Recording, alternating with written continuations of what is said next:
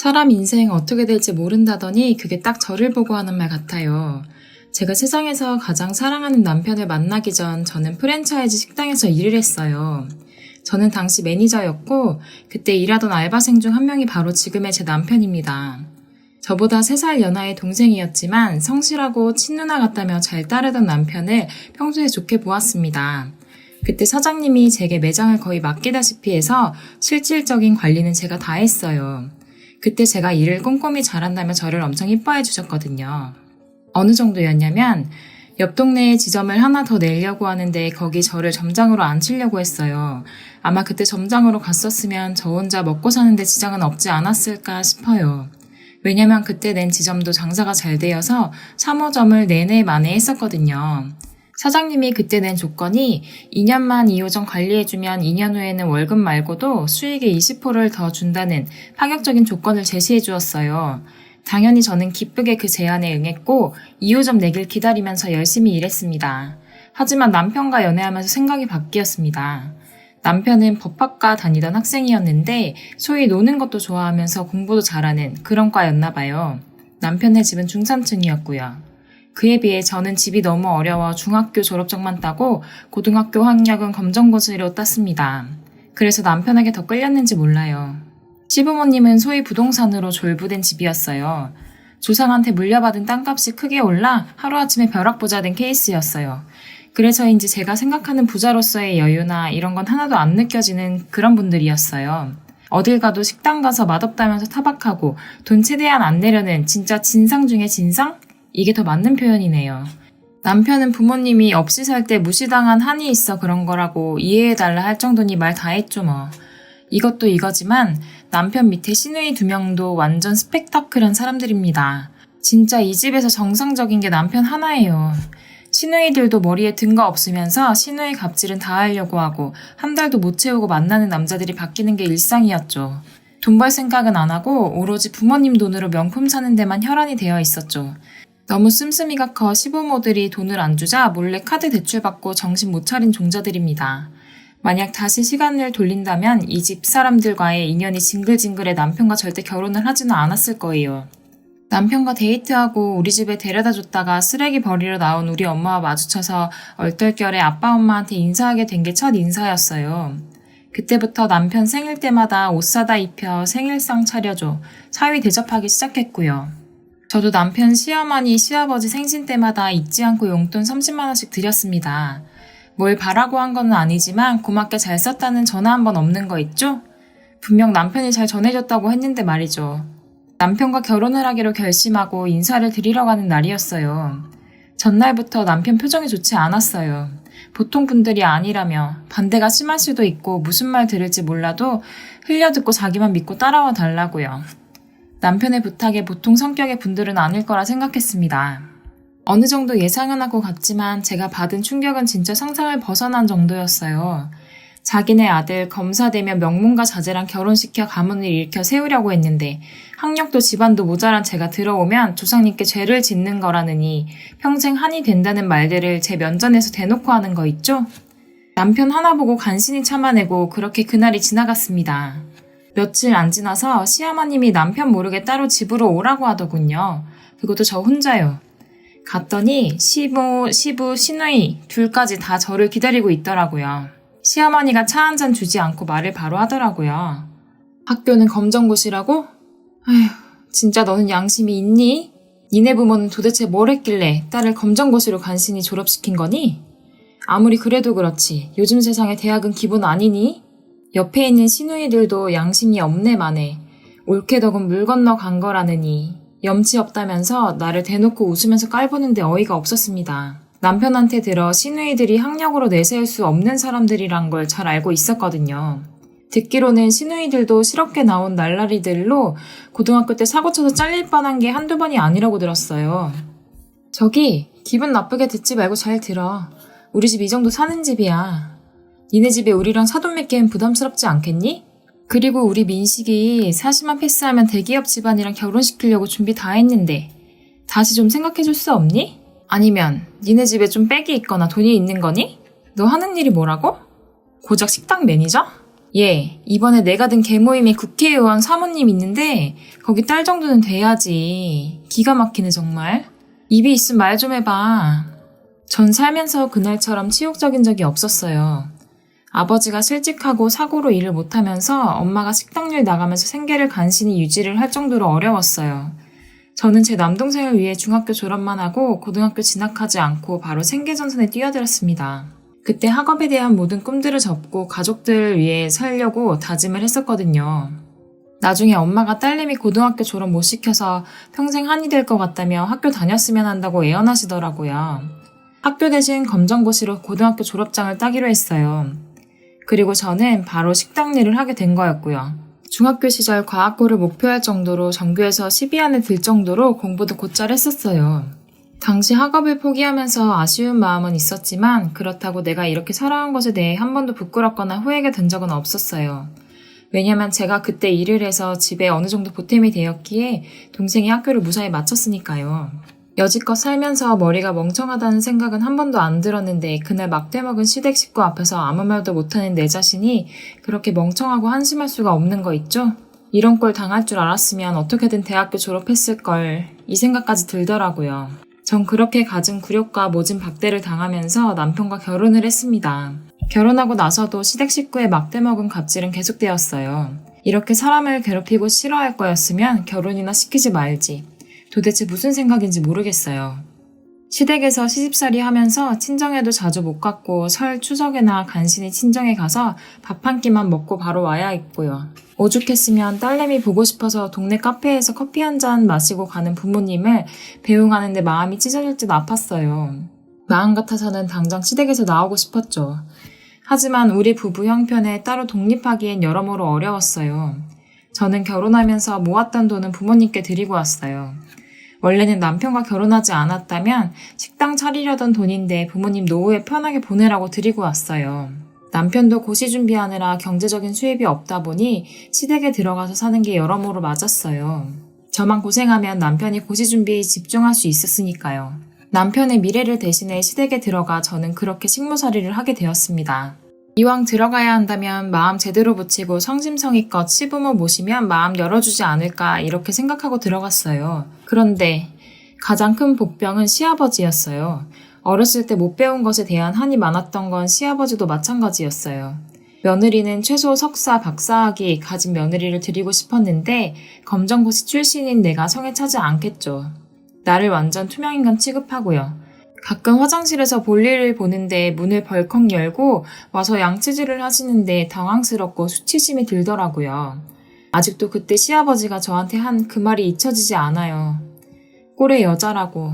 야, 얼른 옷 입고 나가라. 냄새 난다. 세상에 며느리한테 이런 말하는 시아버지가 사람일까요? 시아버지는 국이 조금만 미지근해도 찬물로 국에 부어 다시 끓여오라고 하질 않나.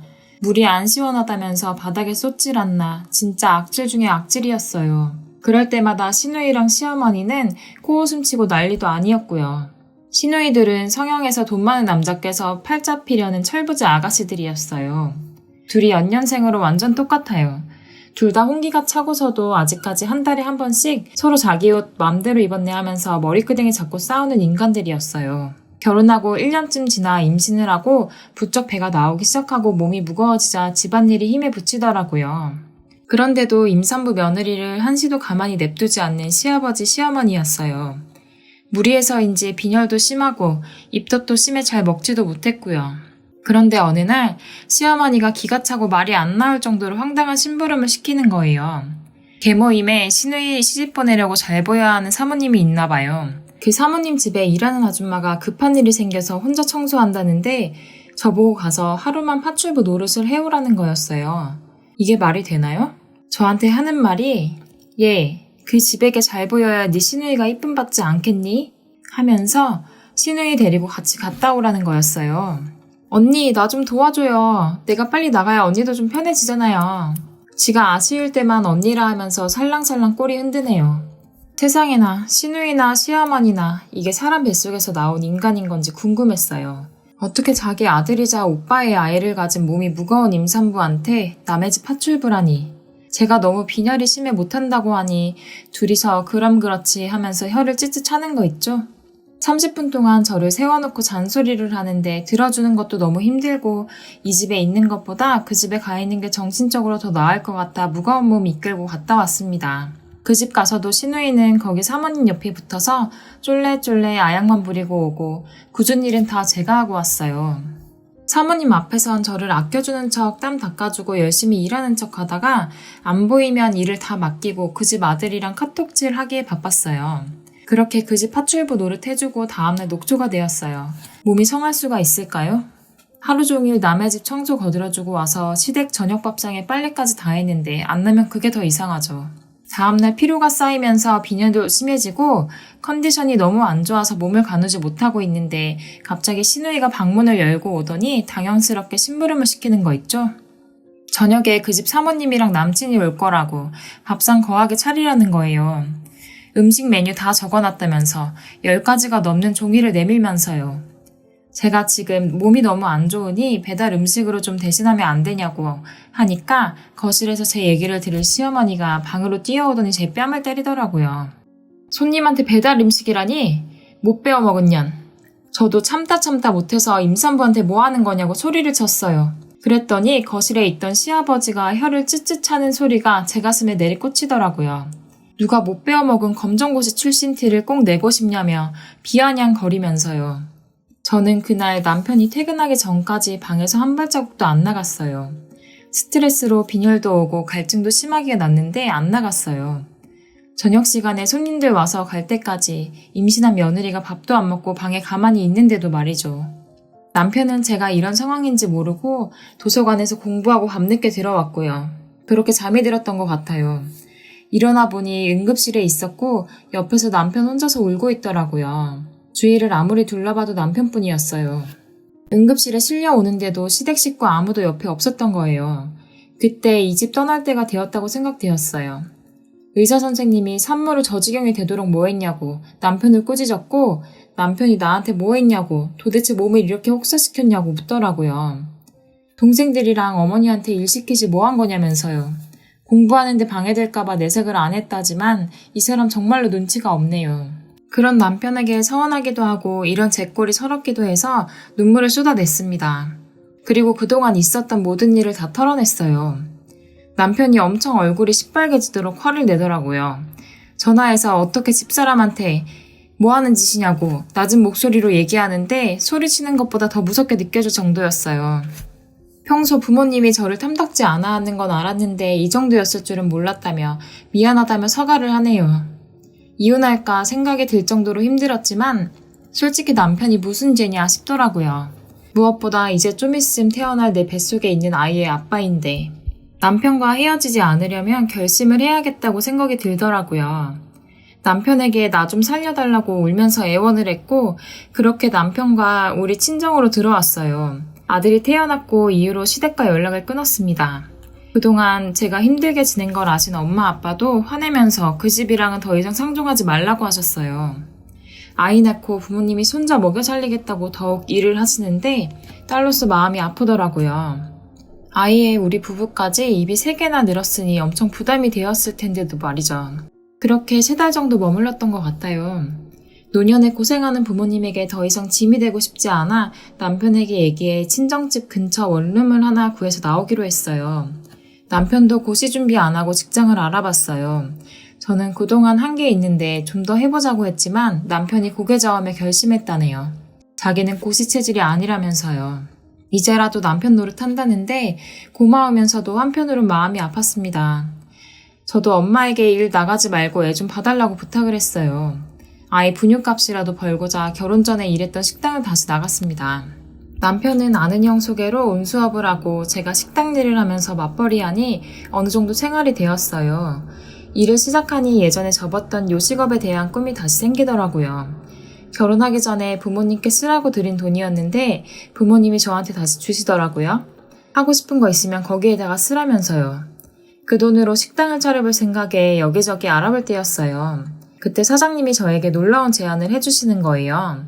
이제 돈도 벌 만큼 벌었고 돈보다는 아내랑 여유있게 여행을 가고 싶다고 했고 가게를 좋은 조건으로 인수하라는 거였어요.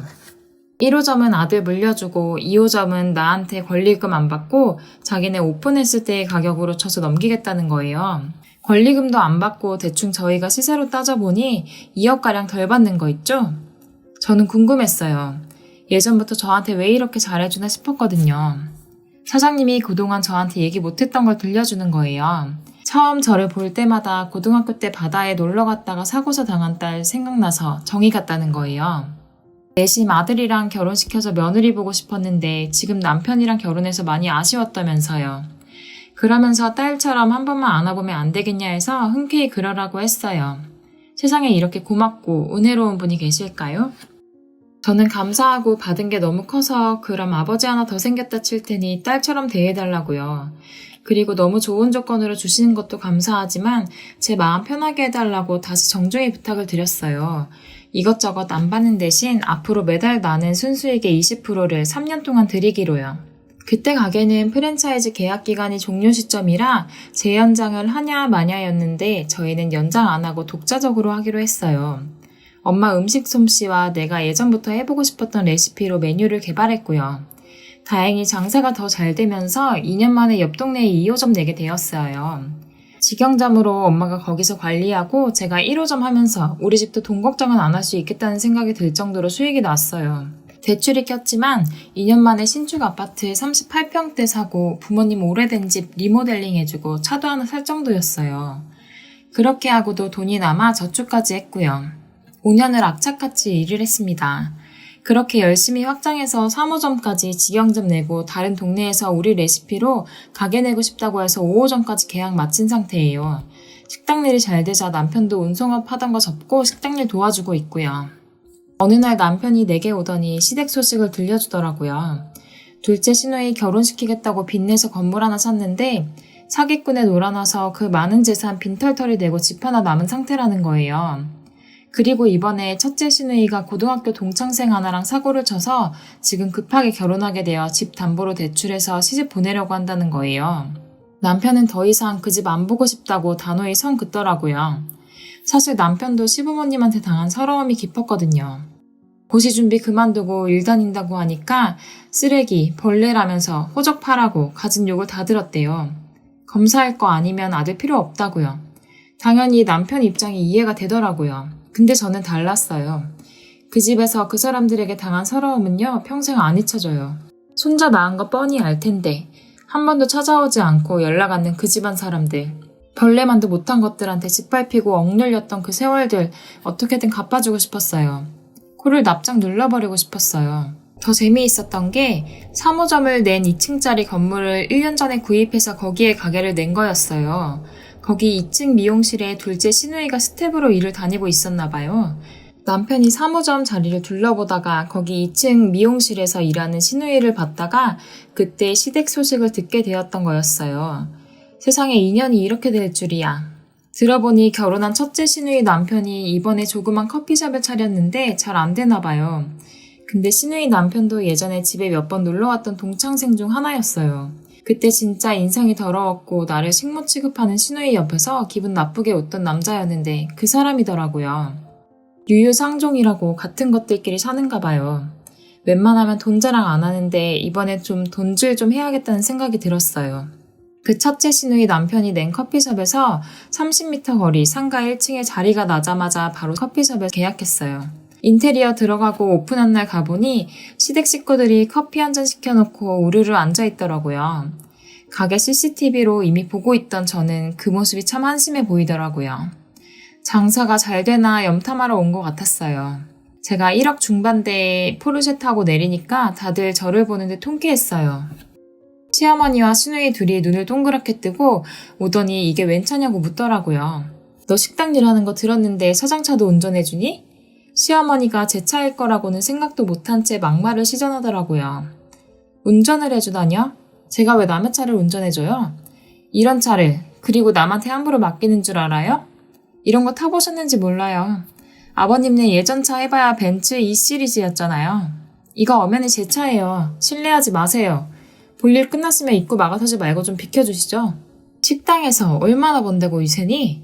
끝까지 사람 무시하는 시어머니였어요. 제가 식당 몇 개나 하는 줄이나 아세요? 비키세요. 입구 막지 말고요. 제가 비키라고 하니 코웃음 치던 시어머니를 뒤로하고 들어가니 매니저와 직원들도 모두 이구동성으로 90도로 인사했어요. 안녕하세요. 사장님 오셨어요? 사실 이건 제가 꾸민 일이었어요. 시댁 식구 얼굴 사진 미리 보여주고 이 사람들 오면 기죽게 인사 제대로 한 번만 해달라고 미리 부탁했던 거였어요. 그제서야 시누이랑 시아버지, 시어머니가 눈을 크게 뜨고 이해가 안 된다는 듯이 저에게 다가오더라고요. 이게 뭔 일이냐?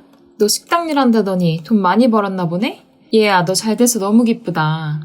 언니, 반가워요. 그동안 아무 말도 안 하고 있던 시누이가 제 목을 팔로 안고 기쁜 척 갖은 아양을 다 떠는데 몸에서 찌든 담배 냄새와 술 냄새가 나더라고요. 아가씨, 안 씻었어요? 냄새 심하네요. 아, 언니 미안해요. 어제 간만에 달려서요. 그 나이 먹도록 아직도 밖에서 술을 퍼마신다니 시누이는 평생 정신 못 차릴 것 같네요. 매니저님, 방향제 좀 뿌려주시겠어요? 다른 손님들이 냄새 때문에 불편하겠네요. 대놓고 시누이를 비아냥거린 제 말에 시누이의 웃던 얼굴이 한순간에 정색되면서 예전 모습 나오더라고요. 야 이년아, 네가 돈 벌었으면 얼마나 벌었다고 하늘같은 시어머니, 시아버지 앞에서 시누이를 무시해? 네가 그러니까 못 배워먹었다고 듣는 거야. 시아버지, 시어머니가 시누이 등을 때리면서 철이 덜 들어서 그런 거라면 이해해달라네요. 대신 미안하다고 나한테 사과하는데 평생 고개 빳빳이 들던 시아버지도 저한테 설설 기는데 형편이 어지간히 힘든가 봐요. 그동안 잘 지냈냐? 연락하고 싶었는데 너한테 못했던 게 생각나 항상 죄책감으로 연락도 못했구나. 미안하다. 저기 우리 손주도 보고 싶구나. 오면 장난감도 사주고 싶고 할아버지 노릇하게 해주렴. 시아버지가 제게 미안하다며 아들 데리고 한번 오라고 오랜만에 밥이나 먹자는 거 있죠? 저기요. 저희 아버지가 잘 키우고 있고요. 그리고 왜 저희 집 애를 봐주신다는 거예요? 고시 포기했다고 남편도 버렸다는 걸로 들었는데 아닌가요? 그게 내 꿈이기도 했는데 아들 하나 바라봤는데 안 한다고 하니 홧김에 그런 거란다. 미안하다. 그럼 연락을 한 번이라도 해주셨어야죠. 그간 저희가 어떻게 힘들게 살았는지, 남편이랑 저랑 어떻게 살았는지 한 번이라도 얼굴 비추고 본 적이 있으신가요? 지금이라도 자라마. 기회를 좀 줄 수 없겠니? 집 나오고 7년이에요. 좀 있으면 동현이는 초등학교 입학할 나이고요. 7년이란 시간 동안 충분히 들였잖아요. 제가 등 돌리고 떠나려고 할 때 시아버지, 시어머니가 제 옷을 잡는 거 있죠? 끝까지 추한 모습을 보여주는 사람들이었습니다. 저기 혹시 식당 잘 되나 본데 우리가 가서 일을 할 수 없을까? 아까 몇 개 관리한다는 것 같은데 하나만 맡겨주면 도와주마. 끝까지 도와준다며 자존심 지키려는 모습에 코웃음이 나더라고요. 이미 충분히 누구보다 관리를 잘 해주시는 분들이 잘 계시고요. 혹시 일자리 필요하시면 여기 상가 건물 청소 업체에 말씀 잘 드려서 청소일이라도 알아봐 드릴게요. 아가씨도 필요하면 말씀하세요. 저희 카페 파트타임 후보로 넣어드릴게요. 왜냐하면 저희 카페에 들어오겠다고 면접 본 사람들이 몇 있다고 들어서요. 그분들 먼저 면접 보고 일 다 하고 빈자리 났을 때 연락드려야 형평성에 맞는 거잖아요. 아, 그거 아세요? 예전에 아버님이 평택에 가지고 있던 땅. 그거 경매로 넘어온 거 이번에 저희가 갖게 되었어요. 혹시라도 나중에 그거 찾으실 생각일까봐 미리 말씀드려요. 꿈 깨시라고요. 아가씨, 그리고 정신 차리세요. 이제 40 바라보면 국제 결혼이라도 알아봐야 되는 거 아닌가요? 그 정도는 예정으로 알아봐 드릴게요. 취향만 말씀해주세요. 베트남? 말레이시아? 혹시나 해서 말씀드리는데 유럽이나 미국 이런 데는 바라지 마세요. 김치 냄새 나서 싫어할 테니까요. 그때까지 듣고 있던 시누이랑 시어머니도 제 말에 더 이상 참지는 못하겠는지 저를 향해 달려들 듯해서 제가 한마디 했어요. 여기서 제 몸에 또 손대시려고요? 그때도 어머니 제 뺨을 때리셨죠? 한번 해보세요. 그러면 바로 경찰 신고하고 국물도 없어요. 요즘 멱살만 잡아도 고소 가능한 거 아시죠? 여기 목격자들이랑 CCTV, 블랙박스까지 증거들 천지네요. 어떻게 한번 해보시겠어요? 벌금 내고 싶으시면 내시던지요. 벌금 얘기에 씩씩대기만 할 뿐 아무것도 못하더라고요. 저는 그렇게 그들을 떠났습니다. 운전하고 집에 들어오면서 울었습니다. 그때 한 맺힌 그 일이 떠오르면서요. 그 뒤에 매니저랑 직원들이 카페에 갔을 때 엄청 멋있었고 통쾌했다고 하더라고요. 알고 보니 돈 많다고 갑질하는 여자라고 오해할까봐 남편이 제가 시댁에서 당한 힘들었던 일들을 얘기해줬나 봐요. 그 뒤로 남편과 저에게 시댁 식구들의 사과와 돈 빌려달라는 전화가 빗발치듯 왔네요. 하루에도 10번 이상씩요. 그렇게 한 달을 시달린 것 같아요. 하루는 엄마가 계시는 2호점에 와서 시누이가 서빙일 도와주겠다고 난리도 아니었어요.